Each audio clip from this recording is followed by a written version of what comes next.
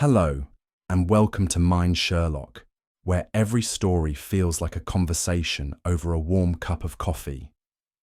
Today, I bring you a brand new Sherlock Holmes mystery, filled with twists, clues, and clever deductions. Make yourself comfortable, and let's unravel the case together. And if you'd like, leave a quick comment and tell me where you're joining from. It's always a pleasure to know where our little detective community is tuning in from. Now, let's get started. It was upon a singularly wretched evening in the month of November that this most unsettling case was first brought to our door. The rain, relentless and unceasing, drove against the windows of 221B Baker Street with such fury that the panes shuddered under each assault.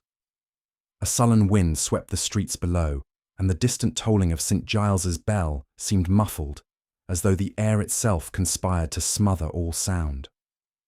Sherlock Holmes sat in his customary armchair, his long fingers steepled, his gaze fixed upon the ceiling, with that peculiar intensity which I had come to recognize as the prelude to one of his rare fits of profound abstraction.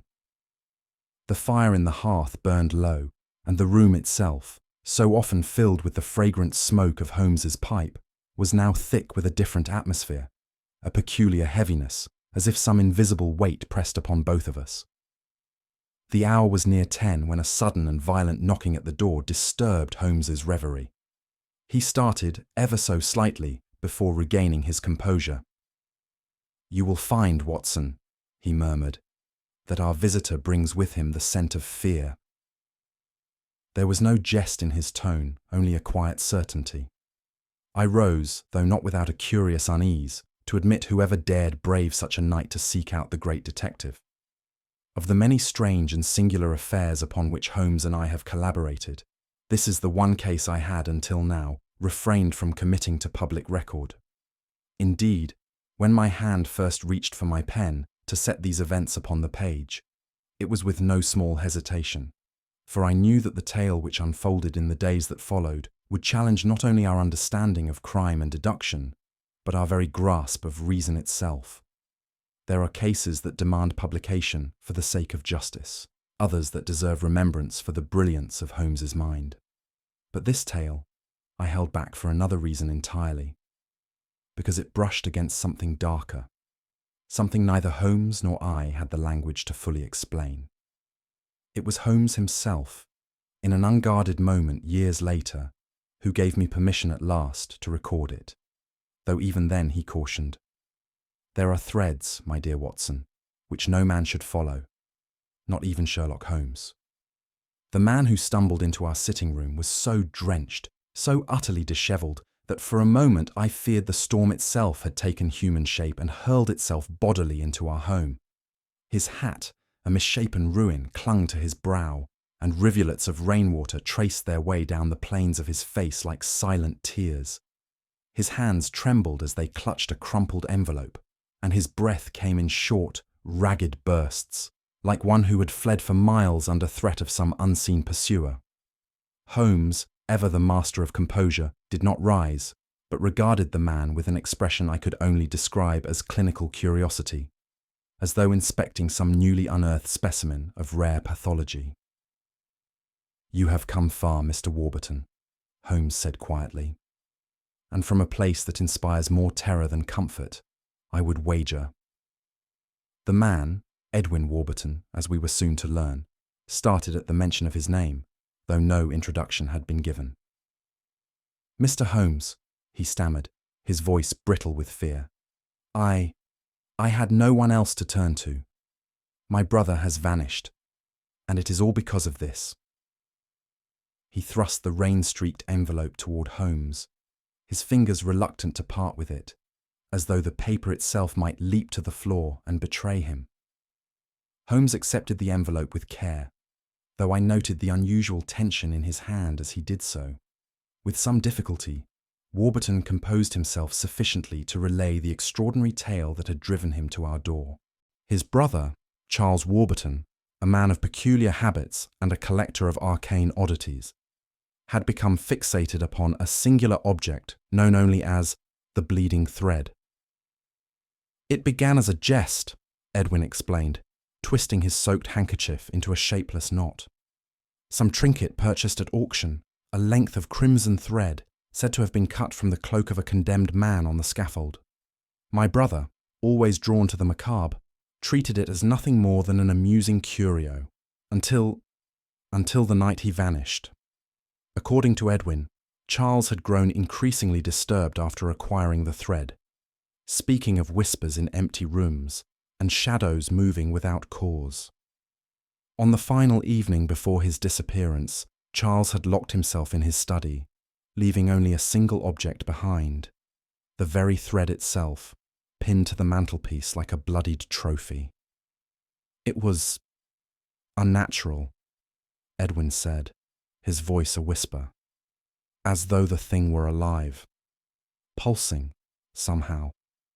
The mere memory seemed to sap what little strength the man possessed, and he fell silent, his eyes seeking Holmes for some measure of comfort. Holmes withdrew the thread from the envelope with careful fingers, holding it up to the dim light. It was no more than a few inches long, coarse, weathered, its hue a deep and unsettling crimson. But what struck me most was not the object itself, but the effect it had upon my friend. Sherlock Holmes, who had faced murderers, maniacs, and the vilest depravities of human nature without so much as a flicker of unease, went pale as death. His fingers, normally so steady, trembled ever so slightly, and with an abrupt gesture he cast the thread into the fire. "No," he said sharply, his voice taut. "Take it away, at once." I stared, disbelieving. "Holmes, what is it?" But Holmes turned away, his jaw set, his hands clasped tightly behind his back, the very image of a man who had glimpsed something beyond his understanding and wished never to see it again. "Some things, Watson," he said quietly, "are better left in darkness." Of all the shocks I have endured at Holmes's side, none compared to this. To see the great detective, my friend, the master of rational thought, recoil like a child from a length of simple thread. It was utterly incomprehensible. "Holmes," I said softly, "what do you know of this thing?" But he would not answer. Instead, he reached for his pipe with hands that had not yet fully steadied, and drew a deep breath as if to anchor himself to reality. It was then, at that precise moment, that I resolved to uncover the truth. Whatever dark spectre had shaken Holmes so deeply, I knew it could not remain buried, not if we were to face what lay ahead. For even then, I could sense it. The case had only just begun. We set out for Hampstead shortly after breakfast, the rain still clinging to the cobbles with the same dogged persistence it had shown the night before. The hansom rocked along the uneven road, and the mist hung so thick over the street lamps that they appeared no more than dim, ghostly orbs suspended in the gloom. Holmes spoke little during our journey, which in itself was not unusual, but there was a tautness in his expression, a peculiar rigidity of the mouth and brow, that I had only observed on the rare occasions when a case touched some private chord within him. His hands, those long, dexterous hands, so adept at unpicking the knots of human folly, lay clasped tightly in his lap, the fingers laced with almost unnatural firmness. "Holmes," I said at last, "this business of the thread, it has shaken you." He did not immediately reply, his gaze fixed upon some indeterminate point beyond the rain-streaked window. "There are very few objects, Watson, which possess a history capable of unnerving even me," he said quietly. "This is one of them." There was no opportunity for further inquiry, for at that moment the cab slowed, and through the mist I discerned the shadowy outline of Wbertton's house, a house that was soon to become far more than a mere dwelling in my memory. The Wbertton estate loomed before us, like a relic from some forgotten time. Ivy clung greedily to the crumbling facade, its tendrils clawing at the window panes as if seeking entry.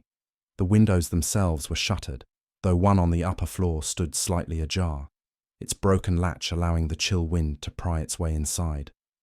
The butler, a gaunt and colourless man who gave his name as Sims, admitted us without a word, his downcast eyes avoiding Holmes's keen gaze.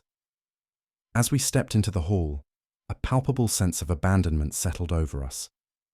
Not the emptiness of vacancy, but the peculiar stillness of a place that should be occupied, yet somehow was not. The air was stale, faintly tinged with damp and something else, an odour I could not immediately place, but which stirred an indefinable unease. Holmes paused at the threshold, his nostrils flaring slightly, though he made no remark. "Mr. Wbertton's study," Sims murmured, gesturing toward a door at the end of the corridor. I could not shake the feeling that we were entering not merely a room, but a sealed chamber, a place untouched not only by human hands, but by the passage of time itself.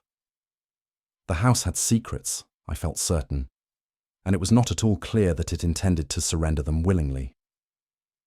The door creaked upon its hinges as Holmes pushed it open, and I confess that my first impression of the room was that of a tomb.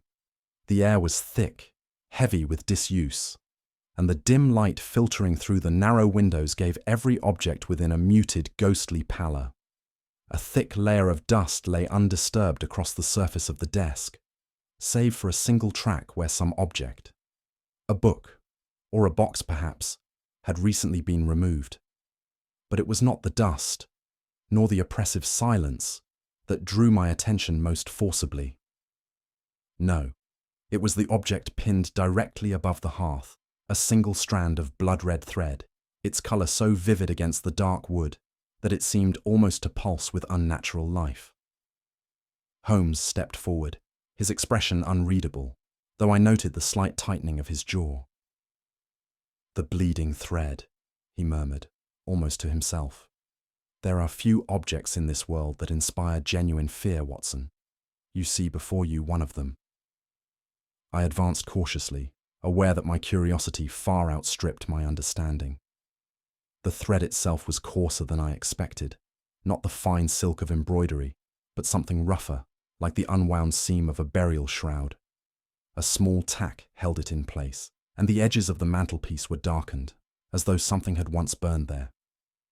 Holmes's eyes swept the room, taking in the faded curtains, the neglected bookshelves, the discoloured patches on the carpet where once furniture had stood. "Preserved," he said softly, as though Wbertton himself feared disturbing it. It was then that I detected it, the faintest scent of something unfamiliar, hovering just beyond recognition.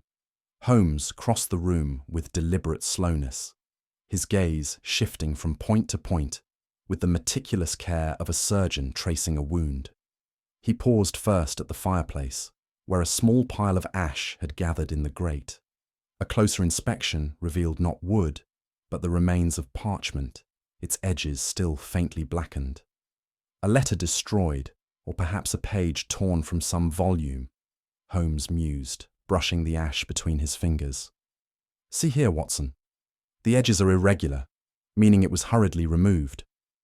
He moved next to the window, his magnifying lens appearing from his pocket with the fluid ease of long habit. "Scuff marks," he said, indicating the sill. "But not from the shoes of a man. These are finer, almost like those left by gloved fingers." He said no more, though his brow furrowed deeply.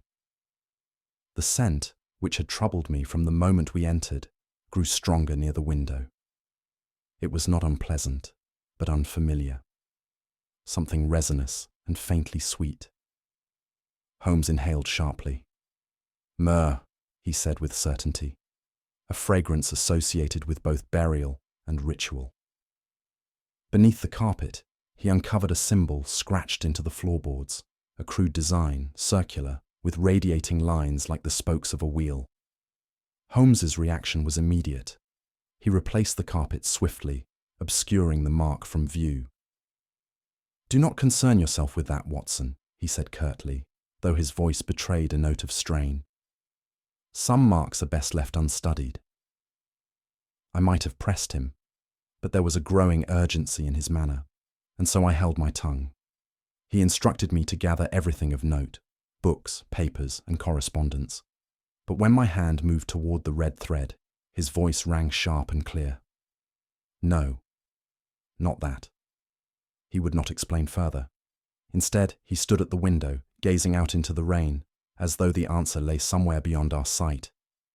Holmes had remained peculiarly silent during my examination of the study, save for the occasional terse instruction. It was when I stooped to inspect a loose corner of the carpet, however, that his silence gave way to sudden action. "Careful, Watson," he said, his tone unusually sharp. "There are places where curiosity must tread lightly." Despite this warning, he knelt beside me and, with the tip of his cane, lifted the frayed edge of the rug. Beneath it, scored deep into the very floorboards, lay a mark unlike any I had ever seen. It was no mere scratch or accidental gouge, but a deliberate carving, circular, with lines radiating outward, like the spokes of a broken wheel. Holmes's expression darkened at once. His gaze fixed upon the symbol with a peculiar intensity, but instead of commenting on its meaning, he drew the carpet swiftly back into place, hiding it from view. "What does it signify?" I asked. "It signifies," he replied curtly, "that we have stepped from the realm of rational misfortune into something altogether more troubling." There was no further explanation, nor did he allow me another glimpse of the carving. In that moment, Holmes, who had always preached the supremacy of logic over superstition, behaved like a man who feared that some truths, once seen, could not be unseen. Holmes's mood grew more severe after the discovery beneath the carpet, though he masked it well when we summoned the household staff for questioning. The butler, Sims, stood like a man carved from wood, his answers clipped and delivered without meeting Holmes's eye. The housemaid, a pale young woman whose hands twisted the hem of her apron, proved more forthcoming. "There were noises, sir," she said hesitantly. "In the walls." "The walls?" I repeated. She nodded. Soft at first, like scratching. Then later, whispers. I would pass the study door at night, and I could hear them. "The walls talking, sir." Holmes gave a faint, unreadable smile. "And your master?"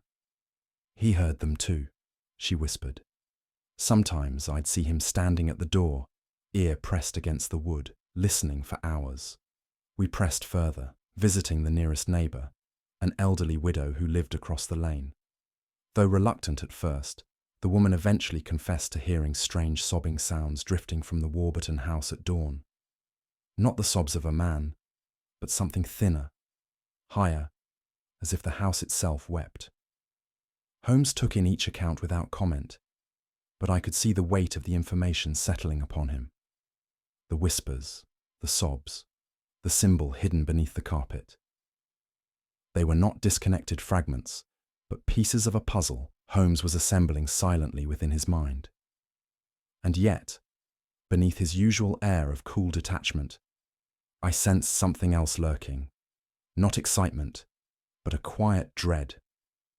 As our investigation drew to a close, Holmes ordered me to collect anything of possible importance: letters, journals, even the odd trinkets cluttering the study shelves. I was reaching for the red thread pinned above the fireplace when his voice cut through the gloom with sudden force. "Not that!"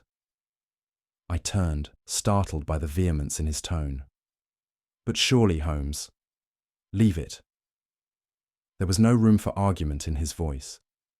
I obeyed, but my curiosity burned all the brighter for his refusal. The Holmes I knew never ignored evidence, however trivial. That he should not only avoid this particular clue, but forbid me from handling it, struck me as wholly unnatural. He offered no explanation, only that strange, guarded expression that had been on his face since the thread was first mentioned. It was not caution I saw in his eyes, nor even professional skepticism. It was fear. "Some things," he said softly, almost to himself, "are not meant to pass from hand to hand." The rain had returned by the time we stepped out into the lane, our carriage waiting like a black beetle in the mist. Holmes walked ahead of me, shoulders hunched, the brim of his hat pulled low. I could see the tension in his gait, the subtle stiffness in his stride that only appeared when his mind was troubled beyond its usual channels. I could hold my tongue no longer. "Holmes," I said as we climbed into the cab, "you must tell me. What is it about that thread that disturbs you so?" For a moment, he said nothing, his eyes following the raindrops streaking the window pane. "Watson," he said at length, "you have often accused me of holding my cards too close. In this case, I confess the charge is justified. But why?" "Because," he said softly, "some fears, once known, can never be exorcised." I stared at him, uncertain whether to press further. Holmes had faced assassins, fanatics, and the blackest depravity of the human soul without flinching, and yet here he sat, speaking not of villains or conspiracies, but of fear itself. "Is it superstition?" I asked, almost disbelieving. "That is not like you." "No," Holmes said, "not superstition. Experience." There was something in his voice, a weight, a private burden, that silenced further inquiry. For all our years together, Holmes had rarely spoken of his own fears. I had seen him risk life and limb for a single clue, chase down killers through fog and fire, and never once falter. That such a man should turn away from a thread, a simple length of crimson thread, was inconceivable.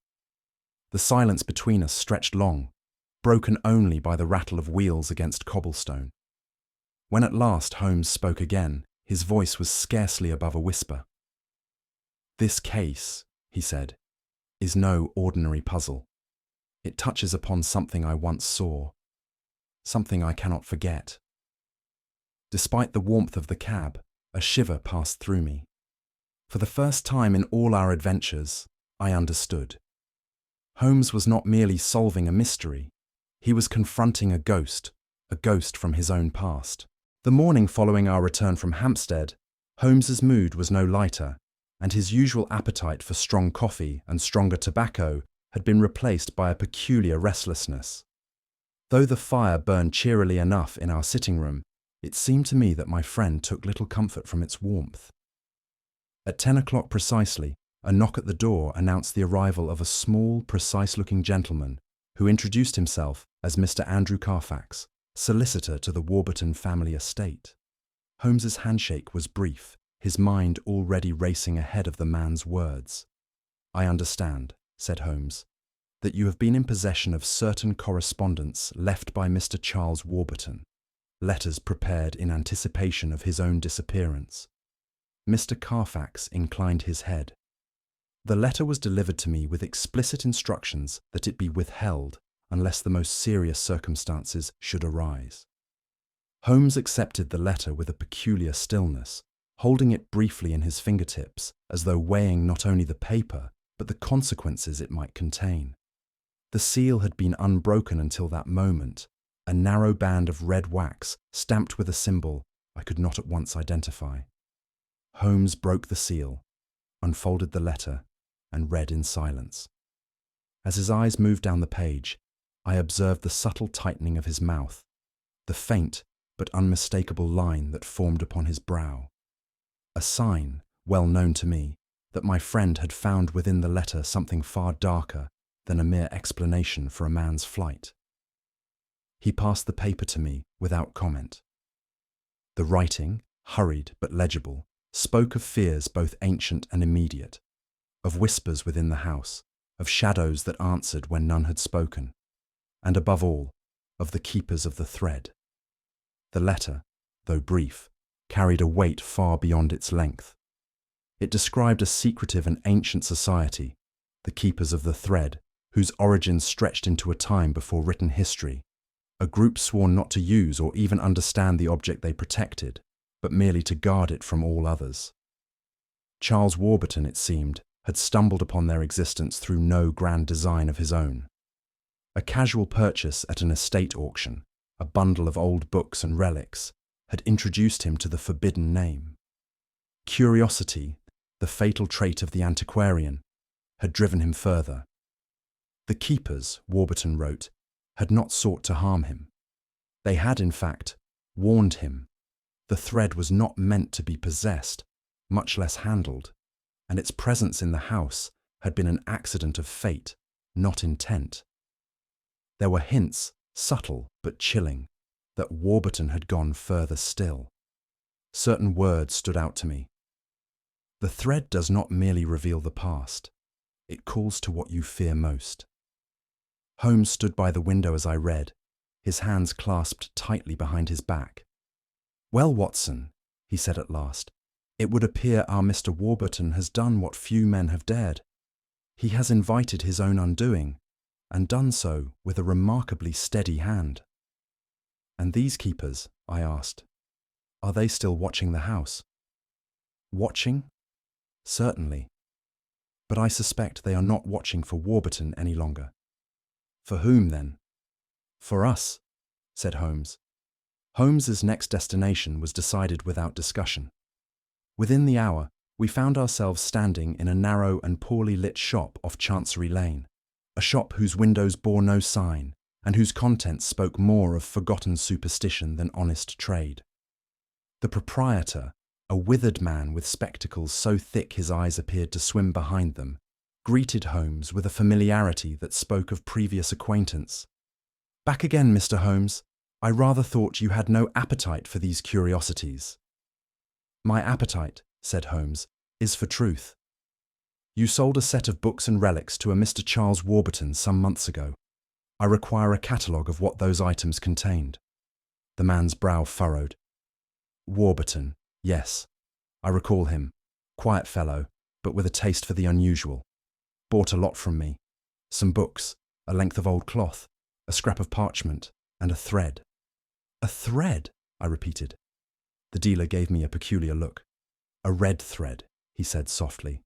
"Not spun, mind you. Woven directly into the hem of a coat, or so I was told. Came from the estate of a man hanged at Tyburn in 1742. Holmes said nothing, but I saw his hand curl slowly into a fist at his side. "And the books?" Holmes asked. "Occult nonsense mostly," the man replied. "But one of them, The Scarlet Path, was a rarity. Warned against cutting the thread, if I recall. Said to bind not merely the garment, but the soul of the man who wore it." I felt a cold shudder creep along my spine. Holmes stood still for a moment longer, then turned sharply for the door. "Come, Watson. We have what we need." "What exactly have we found?" I asked as I hurried after him. "We have found," said Holmes, "that Mr. Wbertton purchased not a relic, but a trap. One that now lies sprung, and we are already entangled within its jaws." It was not until we had returned to Baker Street, the afternoon shadows lengthening along the walls, that Holmes, in one of his rare reflective moods, at last permitted me a fleeting glimpse into the recesses of his own past. We had spoken little during our journey home, but no sooner had Mrs. Hudson cleared away our tea tray than Holmes took to his armchair, the sharp glint of reminiscence in his eye, and began to speak. Not to me, but into the middle distance, as though conjuring ghosts from long-locked chambers of memory. "There are cases, Watson," he said, "that define a man's career, and others, fewer and far darker, that he elects to forget. This is one of the latter." He drew upon his pipe, the smoke curling around him like mist about a tombstone. "It was in my early days, before fortune had favoured me with your companionship. A certain Mr. Algernon Blaylock, a reclusive antiquarian, was found dead in his rooms. There was nothing remarkable about the death itself. No sign of struggle, no visible wound, save for one thing." Here Holmes paused, his brow furrowing as though the very act of recollection pained him. "His mouth, Watson. His mouth had been sewn shut." I stared at him, uncertain whether I had heard correctly. "With crimson thread," Holmes continued, "coarse, weathered, and stained as though with age." "Suicide?" I asked. "Impossible. The stitches were applied with the precision of a practiced hand post-mortem. The door had been bolted from within, the windows sealed, and beside the body, pinned to the mantelpiece, a single strand of that same thread." I shuddered involuntarily. "You abandoned the case?" "For the only time in my life, Watson," he said softly. "For the simple reason that the further I delved, the more I understood that the case was looking back at me. The following days brought an influx of information, much of it contradictory, and all of it, at first glance, irrelevant to the deeper horror Holmes had uncovered. Yet Holmes pursued each lead with unwavering energy, determined to separate invention from truth. The first was a jilted lover, a Miss Evelyn March, whose affections had once been directed toward Charles Wbertton. The young lady, whose letters were recovered from a locked drawer in the study, painted a picture of wounded pride and misplaced devotion.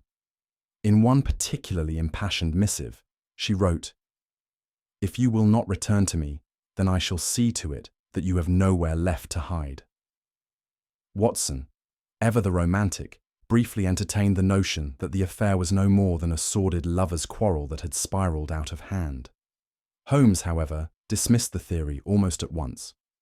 "Miss March may be melodramatic," he said, "but she is no architect of the unnatural. No, Watson, her passions are entirely terrestrial."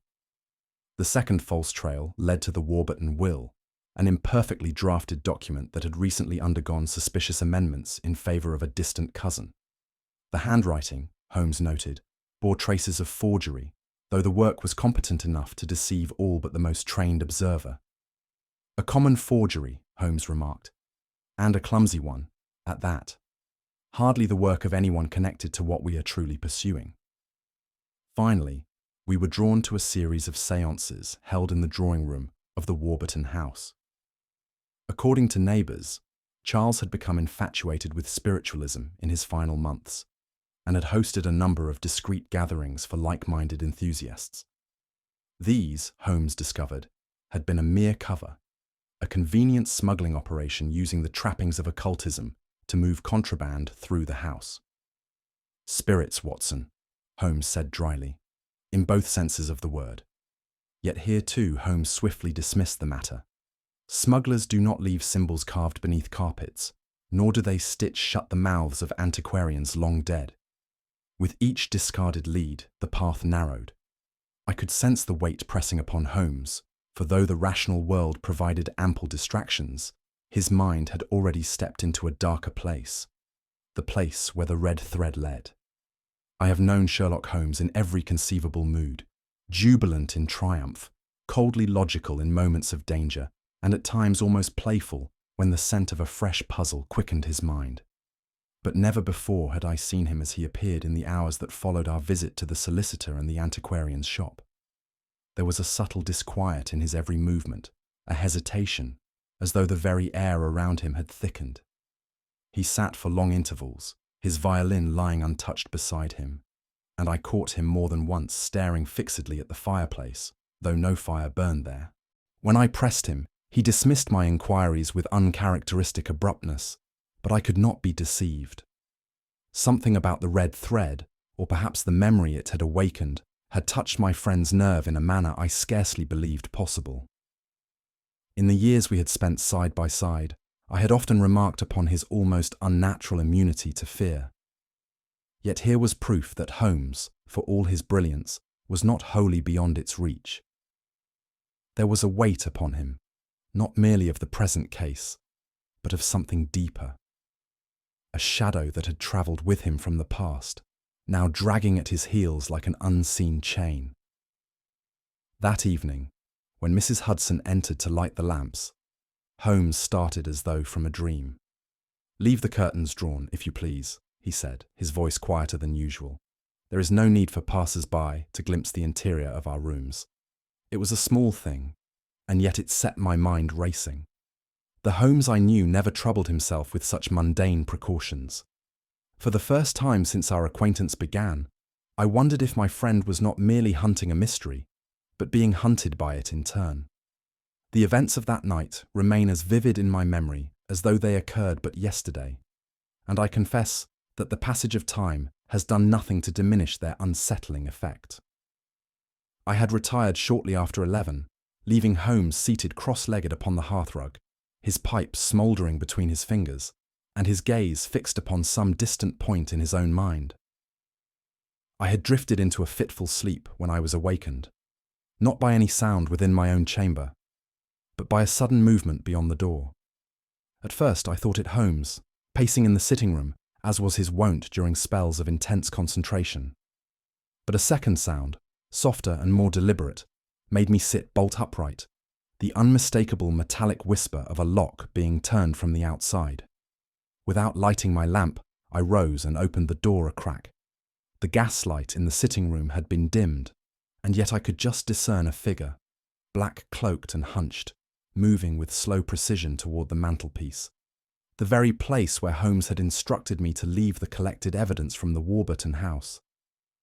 I was about to cry out when a second shape materialized from the shadows, Holmes himself, moving with the silent grace of a predator. Before the intruder could reach the mantel, Holmes's hand shot out, seizing the man's wrist in a grip I knew from experience to be unbreakable. For a moment they stood locked together, neither speaking, the tension between them almost palpable. The thief, though smaller than Holmes, moved with surprising agility, twisting free in a motion that sent a small object clattering to the floor. In the dim light, I saw it, a clasp knife with a handle carved from bone. Holmes made a second lunge, but the intruder had already spun toward the window. In two swift motions, he unlatched the sash and disappeared into the fog-shrouded street below. I dashed forward, but Holmes stopped me with a raised hand.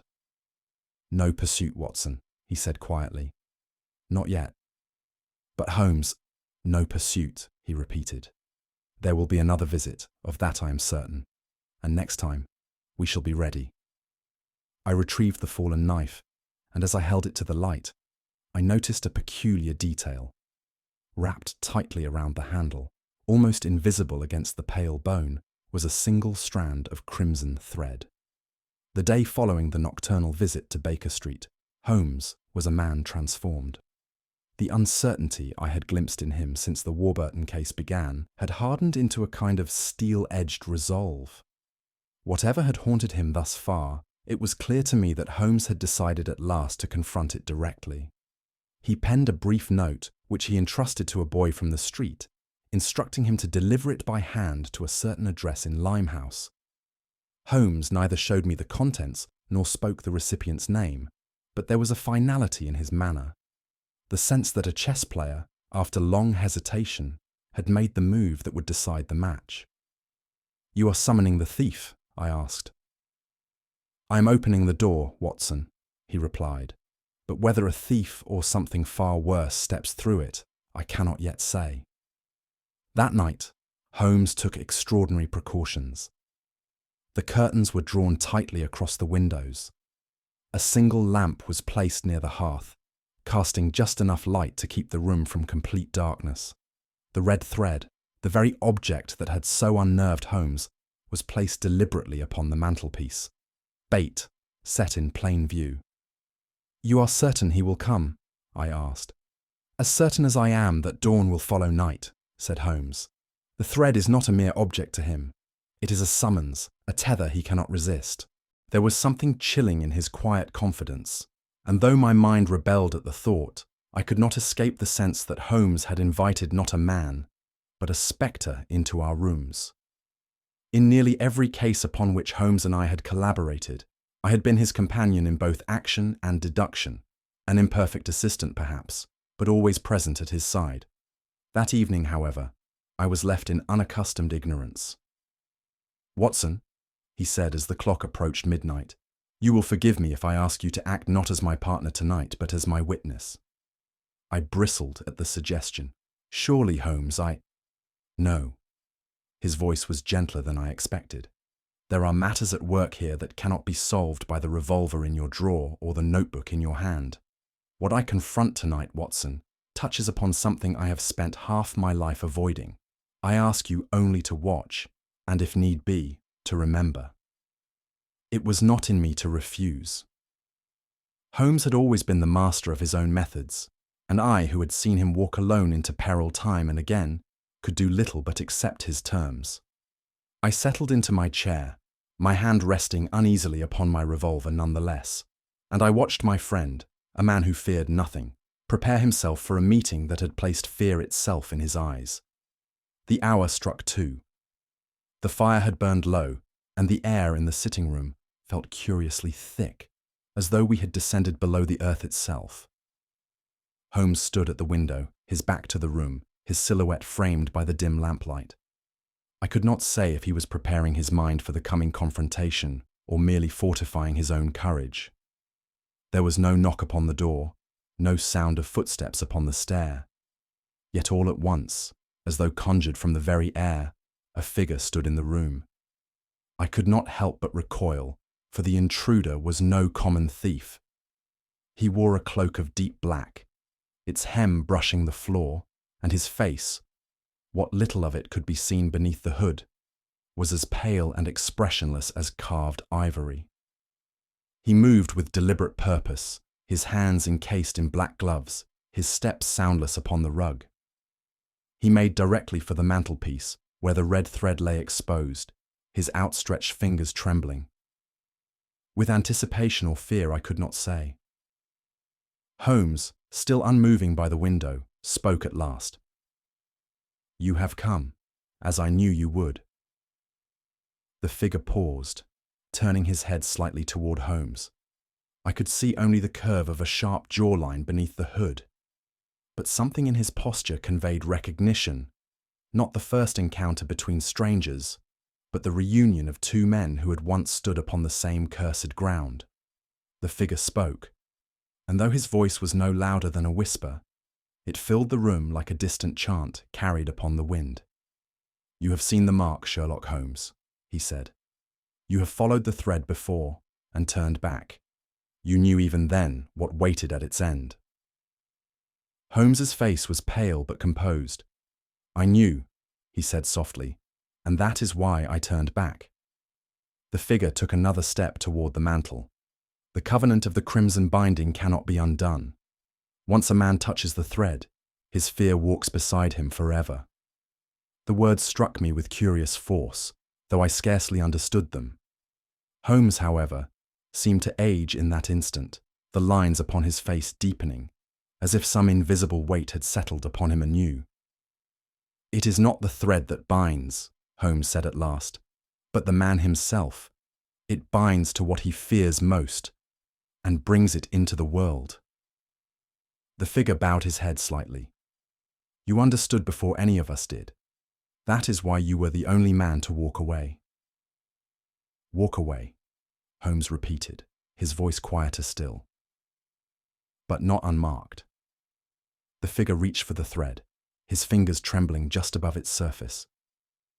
Holmes made no move to stop him, nor did I, for I was held fast by the chilling certainty that this was not mere theft, but ritual. The figure withdrew his hand. "The thread is yours now," he said. "It always has been." Holmes did not reply, and in that silence I understood for the first time that this case had never been about Wbertton at all. It had always been about Holmes. It was then, in that strange, oppressive silence that followed the intruder's pronouncement, that I saw Holmes as I had never seen him before.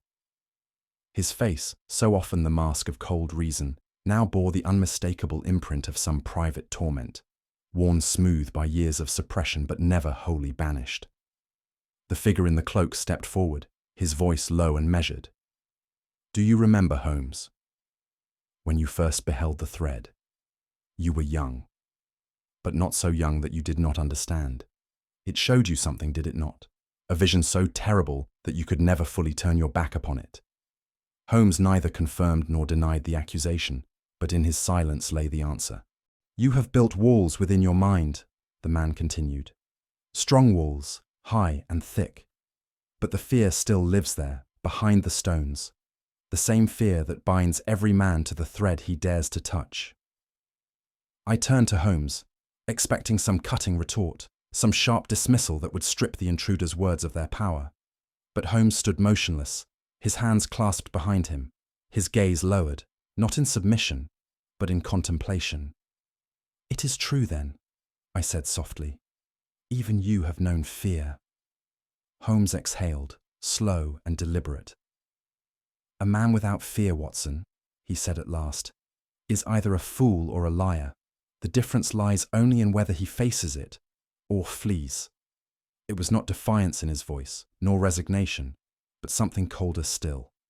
The voice of a man prepared to walk, at last, into the very heart of the thing he had once turned away from. Without warning, Holmes moved. It was the suddenness of it that startled me most. One moment, he stood still, as stone. The next, he had closed the distance between himself and the intruder in a single bound. His hand shot out, fingers closing like a vice upon the man's wrist, twisting sharply until the gloved hand opened in reflexive pain.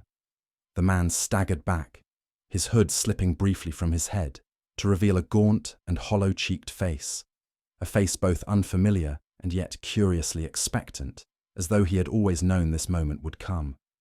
Before I could rise to assist, Holmes had seized the edge of the man's cloak and dragged him forward, his free hand plunging into the folds of the heavy garment.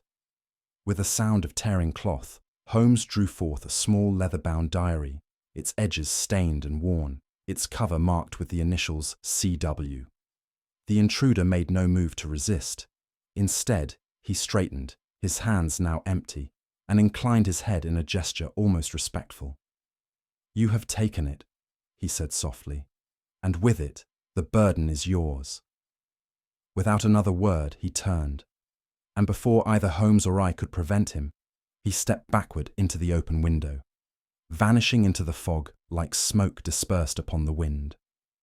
Holmes said nothing as he placed the diary upon the table, his hands unusually still. He opened it to the first page, where the writing, bold at first, then gradually more frantic, filled the paper like the scrawling of a man pursued by his own shadow.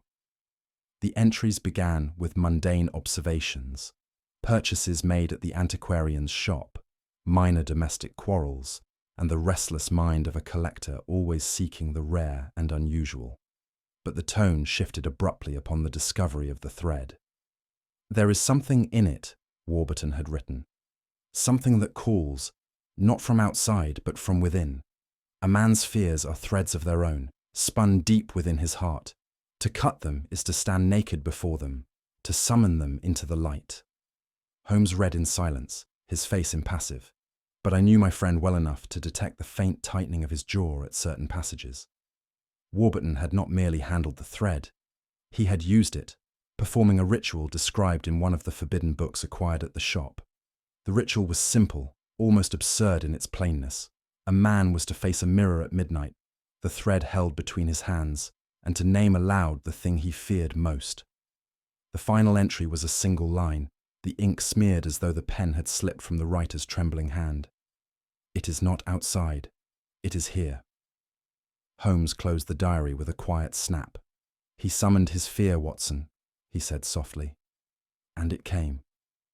We returned to Baker Street in the pale light of dawn, the lamps extinguished and the streets still slick from the night's mist. Holmes took his accustomed chair, the small leather diary resting beside him, and for some moments neither of us spoke. It was as though the house itself held its breath, unwilling to break the fragile silence that followed the night's encounter. At last, Holmes leaned forward, his elbows resting upon his knees, and began to speak, not with the triumph of a case concluded, but with the quiet resignation of a man compelled to recount a tale too unsettling to remain unspoken.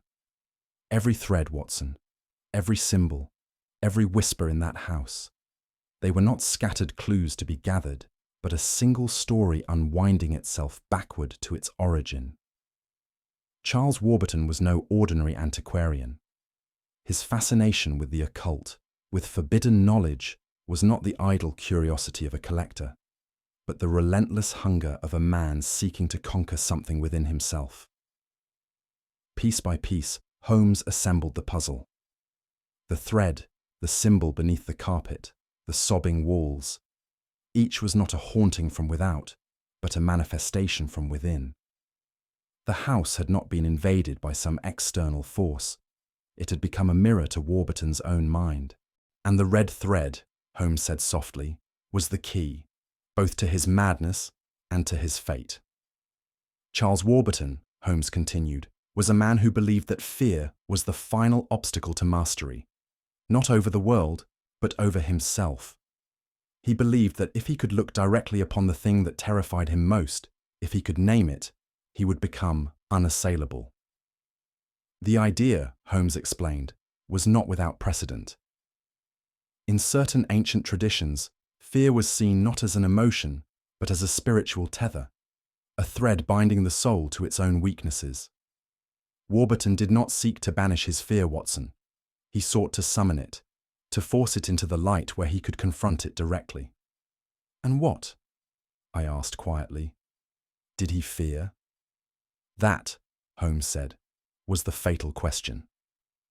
In the pages of Wbertton's diary, Holmes had found a precise account of the ritual. A man must stand before a mirror at the hour of midnight, the red thread in hand, and speak aloud the one fear that governed his soul.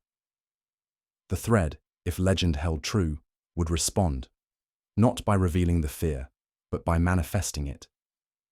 Fear, Watson, Holmes said, is not something separate from ourselves. It is a creation of the mind, woven into our thoughts, our memories, our very identities. Wbertton's fatal error was in believing that fear could be faced like a man faces a common foe. What happened? I asked. Holmes closed the diary. He succeeded. I could feel the question forming on my lips before I even knew I intended to speak it.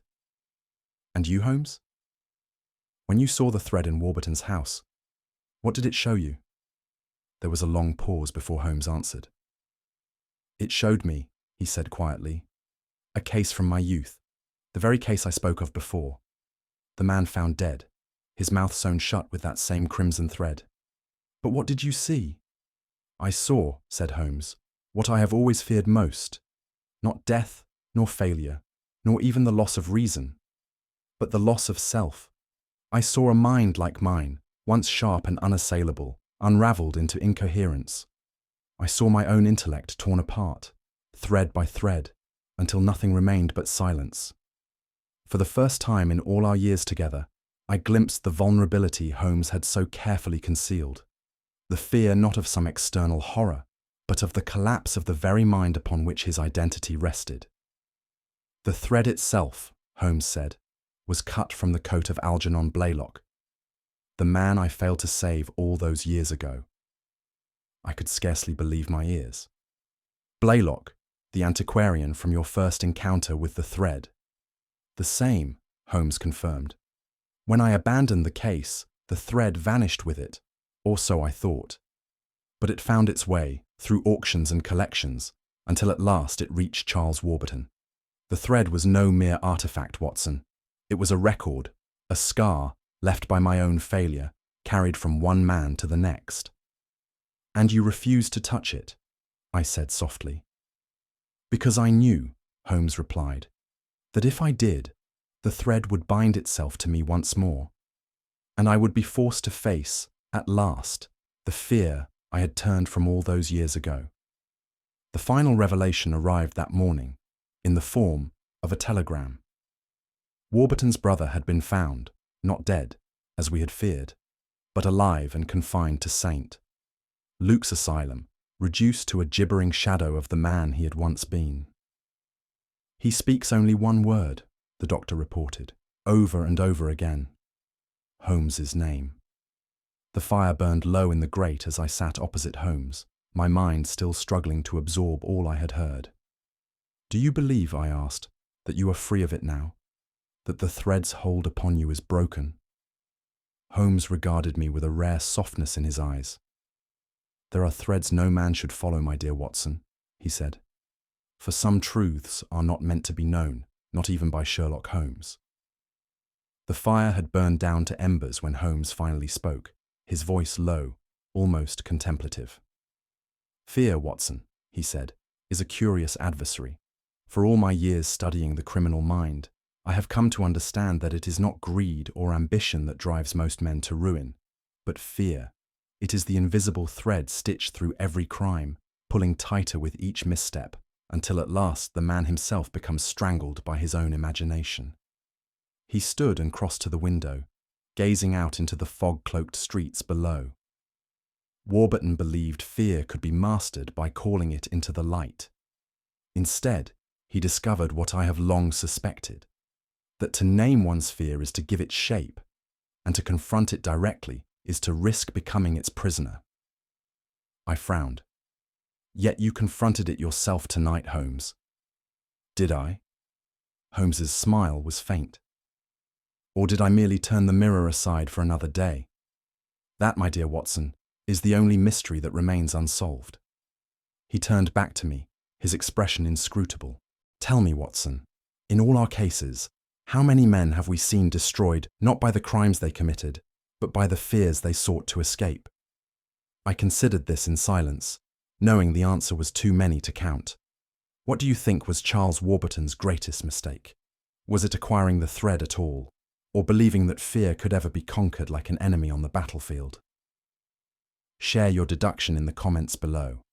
If you enjoyed unraveling this dark and twisting case, subscribe for more Sherlock Holmes mysteries, and be sure to share this story with fellow lovers of classic detective fiction. After all, the game is always afoot,